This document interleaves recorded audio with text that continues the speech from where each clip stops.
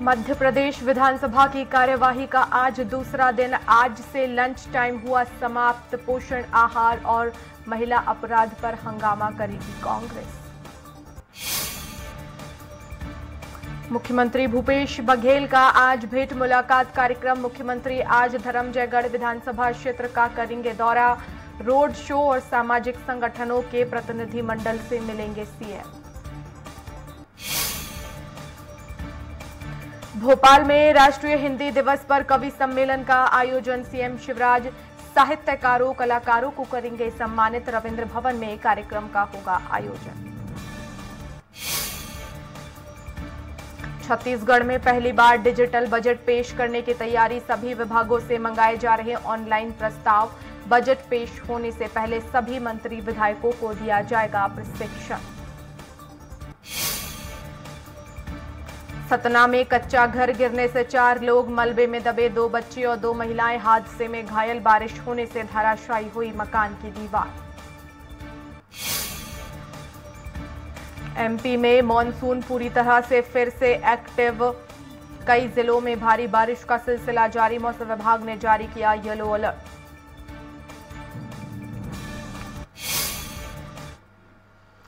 नमस्कार, छत्तीसगढ़ एक्सप्रेस में आपका स्वागत है और मैं हूं आपके साथ वर्षा। बुलेटिन की शुरुआत करेंगे राजधानी रायपुर से खबर, जहां सीएम भूपेश बघेल आज अपने भेंट मुलाकात कार्यक्रम के तहत रायगढ़ जिले के धरमजयगढ़ विधानसभा क्षेत्र के ग्राम छाल और घरघोड़ा में आम जनता से मुलाकात करेंगे। शासकीय योजनाओं और कार्यक्रमों के क्रियान्वयन की स्थिति का फीडबैक लेंगे और उनकी समस्याओं की सुनवाई करेंगे। सीएम धरमजयगढ़ में रोड शो के बाद वहां विभिन्न समाज एवं संगठनों के पदाधिकारियों से मुलाकात कर सामाजिक मुद्दों पर चर्चा करेंगे। दौरा कार्यक्रम के मुताबिक मुख्यमंत्री भूपेश बघेल खरसिया में अधिकारियों की समीक्षा बैठक लेंगे और मीडिया प्रतिनिधियों से चर्चा करेंगे और उसके बाद विभिन्न विकास कार्यों का लोकार्पण एवं भूमि पूजन करेंगे।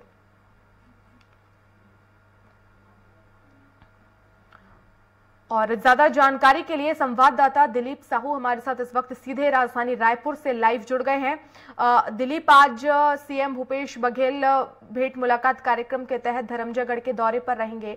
क्या क्या वहां पर कार्यक्रम है, किन किन लोगों से मुलाकात करेंगे? जी वर्षा, बता दें कि रायगढ़ जिले के भेंट मुलाकात कार्यक्रम का मुख्यमंत्री का आज तीसरा दिन है और तीसरे दिन में धरमजयगढ़ विधानसभा के 2 प्रमुख जगहों पर, जिसमें ग्राम छाल और घरघोड़ा में भेंट मुलाकात करेंगे। और इसके पहले वे खरसिया विधानसभा के क्षेत्र का जो खरसिया है वहां रुके हुए थे रात्रि हुए, तो आज सुबह 10 बजे खरसिया में अधिकारियों के साथ समीक्षा बैठक करेंगे और जो सरकार की फ्लैगशिप योजनाएं हैं और जितनी योजनाएं हैं उनके क्रियान्वयन की स्थिति जानेंगे कि खरसिया विधानसभा क्षेत्र में सरकार की जितनी योजनाएं हैं वो कहां तक पहुंच पा रही है, नहीं पहुंच पा रही है, क्या स्थिति है, इन तमाम चीज़ों की आज समीक्षा करेंगे उस सुबह 10 बजे से ही। इसके बाद फिर वो प्रेस कॉन्फ्रेंस भी करेंगे, मीडिया के साथ चर्चा करेंगे और खरसिया के जो मुद्दे हैं और तमाम प्रदेश के मुद्दे हैं उसको लेकर प्रेस कॉन्फ्रेंस होगी। उसके बाद फिर वे विभिन्न विकास कार्यों का लोकार्पण और भूमि पूजन भी करेंगे। जैसे लगातार मुख्यमंत्री भेंट मुलाकात के बाद उन विधानसभा क्षेत्रों का समीक्षा कर रहे थे, जैसे कल लैलूंगा विधानसभा का किया और उस दौरान उन्होंने लैलूंगा को करोड़ों की सौगात भी दी विभिन्न विकास कार्यों को। तो इसी तरह आज खरसिया विधानसभा क्षेत्र की जो विकास कार्य है उनकी समीक्षा करेंगे। उसके बाद वहां के लिए करोड़ों की सौगात देंगे, विकास कार्यों को, विभिन्न विकास कार्यों का लोकार्पण और भूमि पूजन करेंगे। इसके बाद से फिर उनका जो भेंट मुलाकात कार्यक्रम है शुरू होगा, वो धरमजयगढ़ विधानसभा के छाल गांव पहुंचेंगे और करीब 12:30 बजे से आम लोगों से मुलाकात करेंगे, उनकी समस्याएं सुनेंगे और उनसे जो शासकीय योजनाएं हैं, गवर्नमेंट की योजनाएं हैं, चाहे सरकार तुहादार योजना हो जिसके अंतर्गत जाति निवास आय प्रमाण पत्र जैसे छोटी छोटी समस्याएं हैं उसको घर पहुंचाकर देने की योजना है। मितानी योजना के तहत ये काम हो रही, तो उन योजनाओं की भी जानकारी देंगे कि क्या लोगों तक प्रशासनिक पहुंच हो पा रही है, नहीं हो पा रही है। इसके अलावा जो प्राथमिक स्वास्थ्य केंद्र है, स्कूल्स है, वहाँ की क्या स्थिति है उनको देखेंगे। साथ ही साथ जो प्रशासनिक अमला है वो लोगों तक कितना पहुंच पा रहे, नहीं पहुंच पा रहे। कल जैसे देखे कि बहुत सारे अधिकारियों की कुछ लापरवाहियों का भी मामला सामने आया था, इसको लेकर मुख्यमंत्री ने उनको हिदायत दी थी कि वे सुधर जाए और काम पे ध्यान दे और सरकार की जो योजनाएं हैं उसको जनता तक उचित तरीके से, सही तरीके से पहुंचानी, उन पर कार्रवाई होगी। इस तरह के उन्होंने अधिकारियों को हिदायत भी कल दी थी, तो आज भी किसी तरह के कोई अगर शिकायतें आती है तो उस पर भी कार्रवाई करेंगे। लेकिन जिस तरह से जनता से वे लगातार मिल रहे हैं और इस बीच में जो समस्याएं लेके आ रही छोटी छोटी, चाहे इलाज को लेकर समस्या या दूसरी समस्या है, उसका तत्काल निराकरण भी किया जा रहा है। कल भी एक बिल्कुल, तो बड़ी सौगातें भेंट मुलाकात कार्यक्रम के दौरान दिलीप सीएम भूपेश बघेल देते हैं। बने रहिएगा, आगे भी आपसे खबरों पर अपडेट्स लेंगे। और रायपुर से अगली बड़ी खबर, जहां छत्तीसगढ़ में पहली बार डिजिटल बजट पेश करने की तैयारी है। सभी विभागों से ऑनलाइन प्रस्ताव मंगाए जा रहे हैं। बजट पेश होने से पहले सभी मंत्री विधायकों को प्रशिक्षण दिया जाएगा। प्रत्येक विधायकों के टेबल पर मॉनिटर होगा और बजट प्रकाशित करने में आने वाले खर्च की बचत आपको होगी। आपको बता दें कि पर्यावरण संरक्षण को इससे बढ़ावा मिलेगा। अधिकारियों के बीच कामकाज आसान होगा। कर्मचारियों की भागदौड़ भी बचेगी। इसके पूरे उत्तराखंड, असम और उड़ीसा जैसे राज्यों में डिजिटल बजट पेश हो चुका है। केंद्र सरकार ने भी वर्ष 2021 और 22 का बजट ऑनलाइन प्रस्तुत किया था। वर्ष 2022-23 के लिए सरकार का एजेंडा तैयार हो रहा है। नया बजट चुनावी बजट माना जा रहा है। कई रियायत और सुविधाओं के साथ छत्तीसगढ़ का सबसे बड़े बजट की संभावना है। और दिलीप हमारे साथ लगातार बने हुए हैं। दिलीप, ऑनलाइन बजट अब पेश करने की तैयारी है सरकार की। अभी तक इसको लेकर क्या रणनीति तैयार की गई है?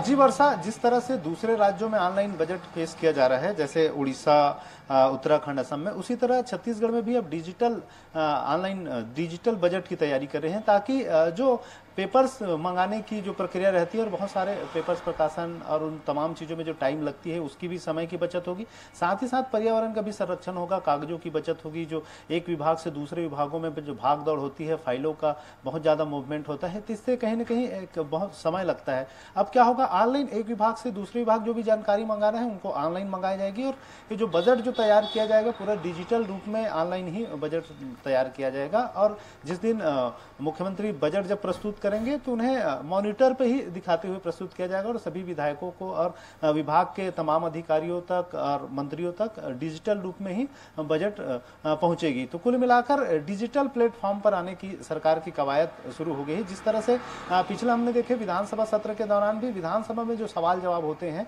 और विधानसभा से रिलेटेड जो चीजें हैं उनको ऑनलाइन कर दिया गया था और तमाम जो सवाल जवाब और तमाम चीजें ऑनलाइन हुई थी। उससे भी काफी कुछ समय का बचत और इसके अलावा कागजों की काफी बचत हुई थी, जिससे जो पर्यावरण संरक्षण की दिशा में भी एक बड़ा कदम कहा जा सकता है। इसी कड़ी में ये बजट तैयार किया जा रहा है और ऑनलाइन बजट के लिए जो चीजें चाहिए, डिजिटल बजट पेश करना है, सभी विभागों से क्या क्या चाहिए, सभी विभागों की जानकारियां मंगाई जा रही है और उसको लेकर लगातार तैयारी की जा रही है। क्योंकि ये जो बजट होगा भूपेश कार्यकाल की आखिरी बजट होगी, तो कहीं ना कहीं सरकार का ये मंशा रहेगी कि बजट लोकलुभावन हो और ज्यादा से ज्यादा फायदेमंद हो। और ये भी कहा जा सकता है कि ये बजट बड़ी बजट होगी, इस तरह की मतलब आशंकाएं व्यक्त की जा रही है, उम्मीद जताई जा रही है कि ये बजट चुनाव को देखते हुए लोकलुभावन भी होगी और साथ ही साथ एक बड़ा बजट होगा। अभी तक बजट का जो आकार है छत्तीसगढ़ का वो 1,10,000 करोड़ से अधिक का पहुंच चुका है इस बार और इससे आगे जाने की आसार है। तो कुल मिलाकर ये जो बजट है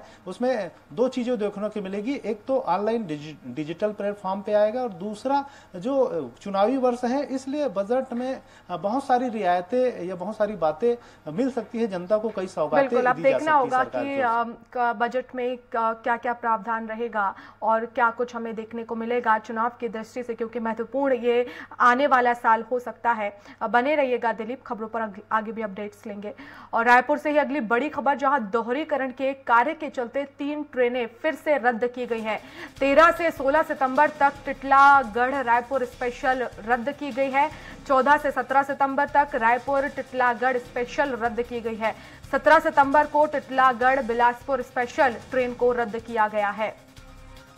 और दिलीप हमारे साथ लगातार बने हुए हैं। दिलीप, एक बार फिर से ट्रेनें रद्द की गई हैं। जाहिर तौर पर उन यात्रियों के लिए बहुत ज्यादा परेशानी होगी जिन्होंने पहले भी इस तरह से सफर किया है कि पहले भी कई बार ट्रेनें रद्द हुई हैं और जैसे तैसे वो ट्रेनें फिर से शुरू हुई तो एक बार फिर से इस तरह का नोटिफिकेशन जारी हो गया कि अब 3 ट्रेनें रद्द हो गई हैं।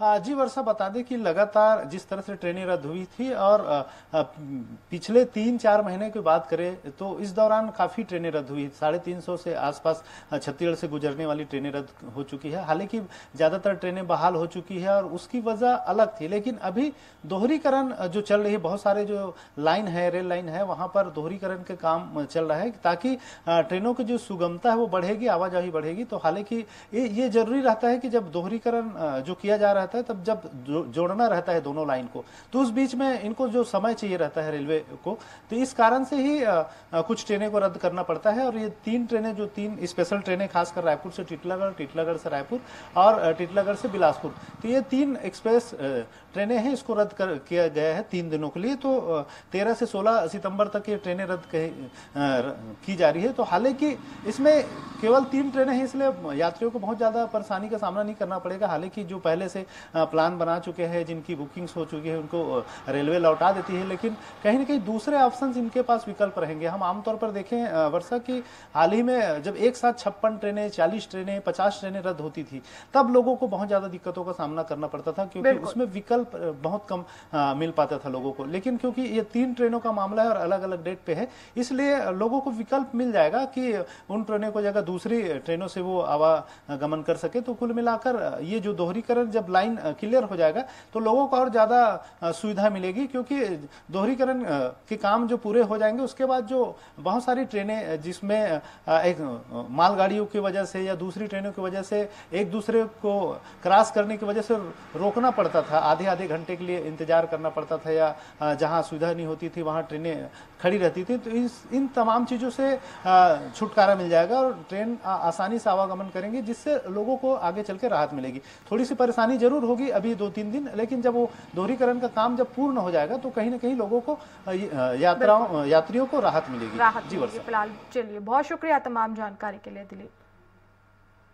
और रायपुर में उद्योग मंत्री कवासी लखमा ने बड़ा बयान दिया है। उन्होंने मुख्यमंत्री भूपेश बघेल को छत्तीसगढ़ का भगवान करार दिया। बस्तर में हो रही बारिश को लेकर पूछे गए एक सवाल पर मंत्री कवासी लखमा का बयान सामने आया।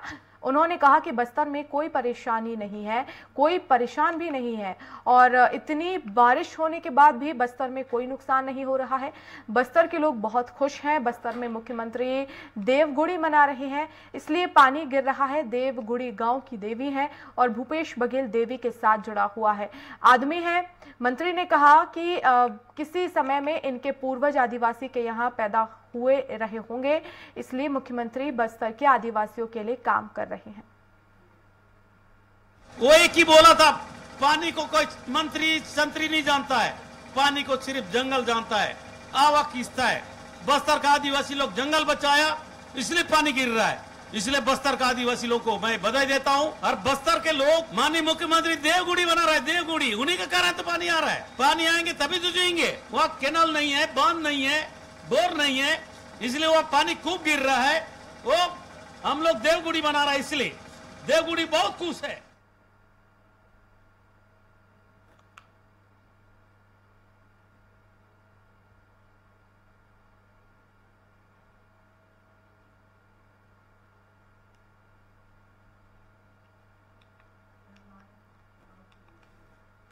और बढ़ते आगे खबर रायपुर से, जहां नेता प्रतिपक्ष नारायण चंदेल के एक बयान पर आबकारी मंत्री कवासी लखमा ने निशाना साधा है। मंत्री लखमा ने कहा है कि चंदेल अभी नए हैं, उन्हें खुद को नहीं मालूम है कि वह किधर हैं। चंदेल के निशाने में बृजमोहन अग्रवाल और रमन सिंह हैं, इनसे कैसे निपटेंगे? धर्मलाल कौशिक बहुत गुस्से में है, वह खुद ही चंदेल को निपटा देंगे।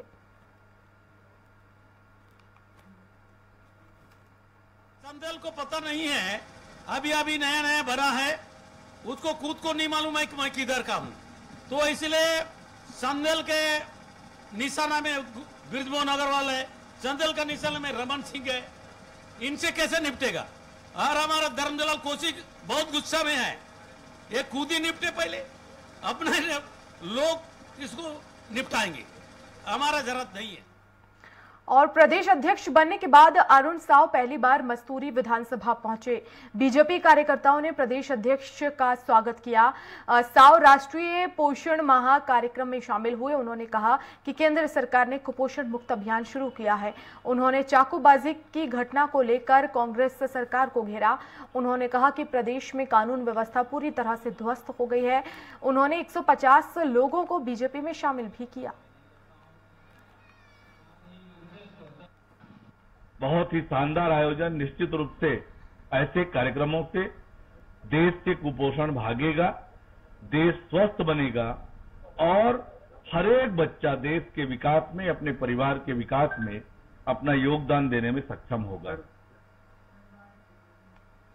महासमुंद में राज्य महिला आयोग प्रकरणों की जन सुनवाई कर रही है और राज्य महिला आयोग के अध्यक्ष किरणमयी नायक ने कहा है कि महिला आयोग में प्रकरणों की संख्या लगातार बढ़ रही है। जन सुनवाई के दौरान 25 प्रकरणों की सुनवाई की गई, जबकि 3 प्रकरण नस्तीबद्ध किए गए हैं। एक मामले में महिला को 1 वर्ष का 36,000 रुपए भरण पोषण दिया गया है। महिला आयोग के अध्यक्ष ने कहा है कि महिला आयोग पर लोगों का भरोसा बढ़ा है। तो हमारे पास महिलाओं के केसेस के वेरिएशन जो हम रिकॉर्ड करते हैं अपने आयोग में, लगभग 21 विषय होते हैं। आर्थिक शोषण का, मानसिक शारीरिक शोषण, यौन शोषण, फिर आर्थिक प्रताड़ना, मानसिक प्रताड़ना, इस तरीके के अलग अलग कैटेगरी, हत्या के हैं, रेप के हैं, लिव इन के हैं, बहुत तरह के मामले हैं। तो सभी तरह के मामले हमारे पास आ रहे हैं। बेमित्रा के नवागढ़ में भारतीय जनता पार्टी महिला मोर्चा के कार्यकर्ताओं ने प्रदेश में शराब बंदी को लेकर शराब दुकानों का घेराव किया और बीजेपी ने बनाए पोस्टर में प्रदेश के संसदीय सचिव और विधायक गुरुदयाल सिंह बंजारे की तस्वीर पर शराब की बोतल की माला पहनाई और रैली निकालकर प्रदेश सरकार के खिलाफ जमकर नारेबाजी की। कहा कि कांग्रेस सरकार तत्काल शराब बंद करे और प्रदेश को शराब से बचाया जा सके। आज 1 दिवसीय धरना प्रदर्शन का कार्यक्रम रखा गया था, जिसमें भूपेश बघेल ने वादा किया था कि हमारी सरकार आएगी तो हम लोग शराबबंदी बंद करेंगे करके। इसी के विरोध में हम लोग आज धरना प्रदर्शन किए थे। उनको अपना वादा याद दिया। सरकार बड़े बड़े दावे करती है, जब सुधारने की जरूरत होती है तब ग्रामीणों और स्कूल बच्चों को मॉनसून में बेहद मुश्किलों का सामना करना पड़ रहा है। अपनी जान जोखिम में डालकर नदी नाले पार करते हैं। जल स्तर बढ़ जाने से छात्राओं को छुट्टी मिलती है। प्रशासन लोगों की मांगों को अनसुनी करते हैं। 3 बच्चियां बह गईं, जिनमें 2 की मौत हो गई। ये समस्या वर्षों से चली आ रही है।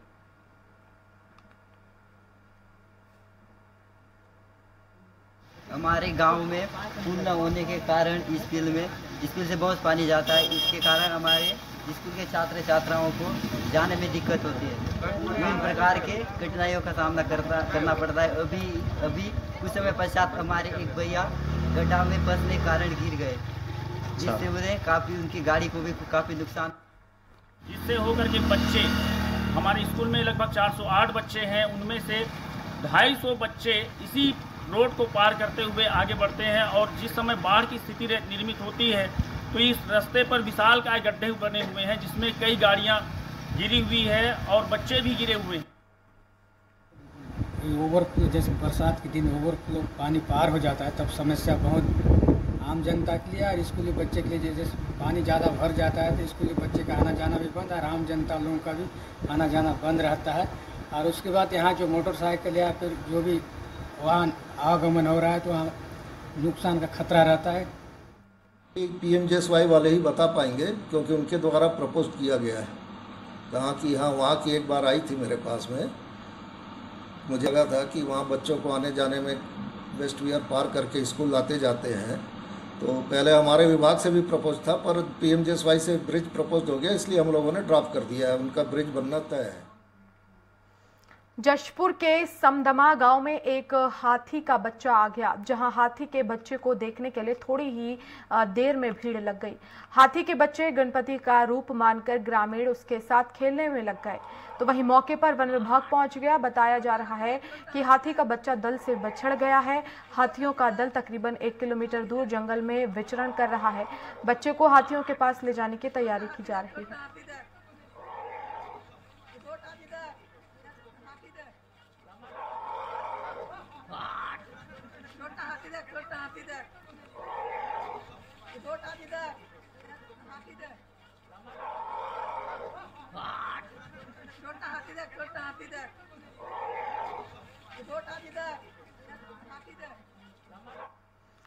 और बलरामपुर जिले के करचा छवरीपारा निवासी में महिला की हत्या के मामले में कोर्ट ने आरोपी को आजीवन कारावास की सजा सुनाई है। मामले की जानकारी देते हुए विशेष लोक अभियोजक अरुण कुमार गुप्ता ने बताया कि 14 सितंबर 2018 की रात फिलिस्ता कुजूर पर आरोपी नितेश कुजूर ने जंगल में पत्थर से हमला कर दिया, जिससे उसकी मौके पर ही मौत हो गई। तो वहीं आरोपी ने शव को जंगल में ही छुपा दिया, जिसके बाद चांदो पुलिस ने जांच कर आरोपी के खिलाफ धारा 302 के तहत अपराध पंजीबद्ध करते हुए मामला न्यायालय में पेश किया है, जहां न्यायाधीश मधुसूदन चंद्राकर ने दोष सिद्ध होने पर आरोपी को आजीवन कारावास और अर्थदंड की सजा सुनाई है। पूरा विचारण के बाद अंतिम निर्णय हमारे द्वितीय अपर सत्र न्यायाधीश महोदय श्री मधुसूदन चंद्राकर द्वारा उसको आजीवन कारावास से दंडित किया गया है। 100 रुपया आर्थिक दंड भी लगा है। और जशपुर में पुलिस ने गांजा तस्करों के खिलाफ कार्रवाई शुरू कर दी है। पुलिस ने उड़ीसा सीमा स्थित लवाकेरा चेक पोस्ट पर तस्कर को गिरफ्तार किया है। पुलिस ने आरोपियों से 60 किलो गांजा समेत वाहन जब्त किया है। तस्कर ओडिशा से उत्तर प्रदेश गांजा ले जा रहे थे। आपको बता दें कि एक दिन पहले भी पुलिस ने 40 किलो गांजे के साथ 4 आरोपियों को गिरफ्तार किया था।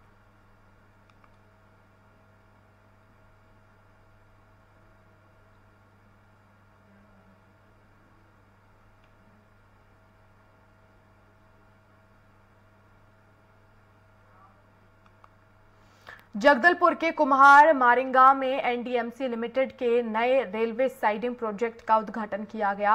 कार्यक्रम के दौरान विशाखापट्टनम के डीआरएम सतपति और उत्पादन निदेशक दिलीप कुमार मोहंती मौके पर मौजूद रहे।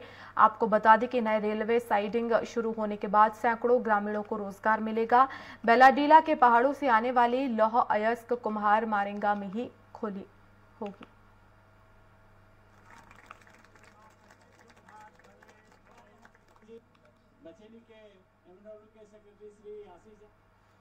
जगदलपुर शहर से लगे कुम्हार मारिंगा में रेलवे साइडिंग प्रोजेक्ट का विधिवत उद्घाटन किया गया। रेलवे और एनएमडीसी के अधिकारियों के साथ स्थानीय विधायक व कांग्रेस संगठन के लोग भी इस उद्घाटन समारोह में मौजूद रहे। तो वहीं रेलवे साइडिंग प्रोजेक्ट के शुरू होने से स्थानीय ग्रामीणों को रोजगार के साधन भी उपलब्ध होंगे। इस कार्यक्रम में एनएमडीसी के निदेशक समेत डीआरएम अनूप सतपति ने कहा कि साइडिंग के काम शुरू होने से उत्पादन में बढ़ोतरी होगी और यहीं से अन्य जगहों में रैंक को भेजा जाएगा। इधर निदेशक दिलीप कुमार मोहंती ने कहा कि एनएमडीसी के लिए काफी बड़ा दिन है और 50 टन का उत्पादन पहुंचाने का काम करेगा।